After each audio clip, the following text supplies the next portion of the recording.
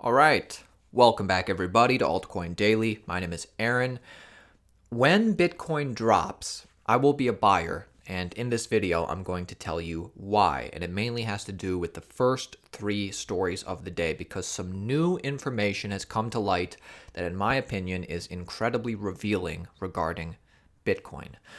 So in today's video, I want to talk about Donald Trump knowing about Bitcoin a year before he ever indicated. I want to talk about Bitcoin whales in steady, heavy accumulation. And I want to talk about Bitcoin miners who aren't selling Bitcoin right now. So these three stories put together indicate to me that a Bitcoin bull run is coming. But of course, you need to make your own decisions. I'm going to give you the information, then you decide for yourself. And then also, I want to talk about Ethereum, Kyber network, and Tron. So big news day today. I'm going to put timestamps in the description below because my goal here at Altcoin Daily is to keep you informed and share information with you that the mainstream media will not cover. They will not give you this information, or if they do, they won't put it in the proper context and the proper perspective. So let's get into it. The top three stories of the day. Number one, a year before Donald Trump ever tweeted about Bitcoin, a year before Donald Trump ever indicated that he knew what Bitcoin was. By the way, he was the first sitting president to ever utter the words Bitcoin. A year before this happened, in 2018, allegedly, Donald Trump told Secretary Treasurer Steve Mnuchin to go after Bitcoin. Go after Bitcoin. This is according to John Bolton, the former national security advisor. If the quotes from Bolton's book are genuine, that implies that Trump was apparently considering some kind of crackdown on Bitcoin or crypto in general over a year before he publicly blasted digital assets. The bigger picture here is that this is indicative of exactly what these people in power do. They make decisions behind the scenes, and by the time you know about it, well, they've already been involved for a long time. So by itself, this is probably nothing. But coupled with the next two stories, I would say this is bullish for Bitcoin because this indicates that people in power are talking about Bitcoin behind the scenes. Story number two, Glass Node. Ever since late 2018, Bitcoin whales, in this case entities holding 1,000 Bitcoin or more, have been in heavy, steady accumulation. And you can see that right here. Obviously, the buyers of this much Bitcoin are exchanges or institutional players. And the reason this is significant is because this is exactly what we saw in 2015 and 2016, the 2 years prior that kicked off, the 2017 bull run. So let me speculate what's happening here because it's interesting that we really only see these levels increasing at the beginning of the bull run. And then as really the bull run is, breaking all-time highs, we start seeing these levels decrease near the top. Exchanges and institutions buy Bitcoin at lower levels when retail investors, like you, are too scared. Now, as the price starts to rise and retail becomes more interested, we start seeing Bitcoin addresses with 1,000 Bitcoin or more decrease because smart money and exchanges are selling into the retail investors who are buying. So as you can see, a low point for both prior cycles happened near the price top. Very interesting. So this is incredibly bullish in my opinion. Most people don't know this, and that makes us smart money. Now, the third piece of the puzzle that indicates to me that a bull run is coming is that outflows of Bitcoin from miners are at lows not seen since 2010. Miner outflows of Bitcoin have dropped to decade lows, with analysts suggesting a hoarding mentality is partially responsible. And as you can see on this chart, the lower the orange line gets, this is outflows of Bitcoin from miners to exchanges, the lower this orange line gets, the less Bitcoin is getting sold from miners to exchanges. So in essence, less selling pressure, which should have an impact on the price. Very bullish, in my opinion. Okay, team, for the final few minutes, I want to keep you informed on what's going on with Ethereum. I want to take a look at what's going on with Kyber network and even take a look at the price of Kyber network. And also I want to talk about Tron. Is Tron a scam? Well, there's a new report that has just come out and the results may surprise you. But before we get to those three things, check this out. This is so cool. Land Rover referencing Bitcoin network in its Twitter ads. This is something that we would have never seen in Bitcoin's first 10 years, but check this out. So Land Rover, specifically in the UK, this is showing, has just started this commercial campaign where they talk about Range Rover refined over 50 years. Now, Range Rover has obviously changed and impacted things for, the last 50 years, and they talk about historical milestones. Well, Bitcoin is referenced as one of those historical milestones. 2009, Bitcoin network is created, celebrating 50 years of Range Rover. Incredibly bullish. I mean, that's all I have to say about it. But let's get into Ethereum, Kyber network, and Tron. And by the way, guys, if you're getting value in this video, if I'm keeping you informed, do me a favor, hit the like button, and let's talk about Ethereum.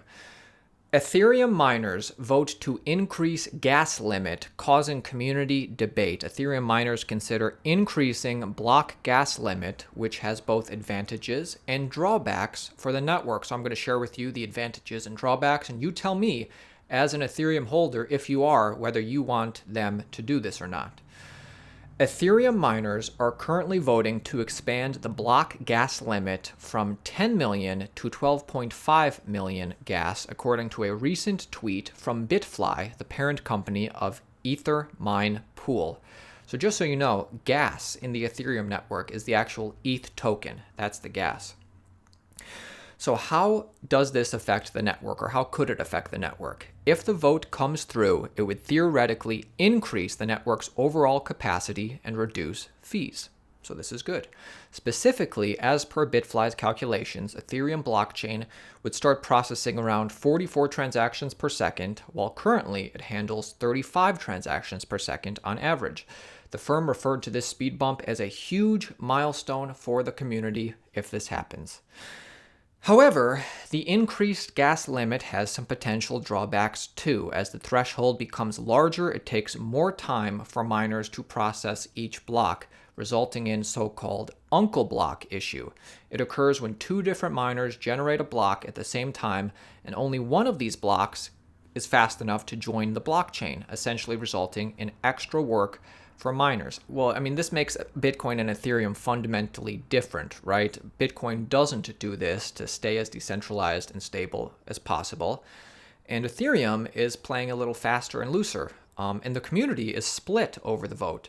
So let me just share with you some other people's perspective. TLDR, Ethereum miners don't give an F about long-term health of the network, nor about DOS attacks. So Peter, core Ethereum developer, is saying that this would be very bad for the network. That said, the last 6 weeks of high transaction fees have put genuine pressure on people, so I don't blame them for this decision.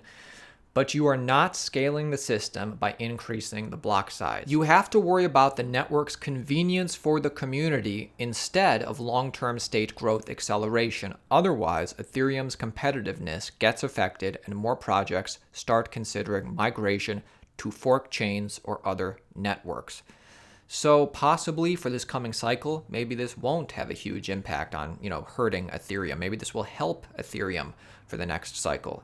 But thinking more long term, it seems this would hurt Ethereum since it would make it harder to run a node and in turn less decentralized. Something to think about.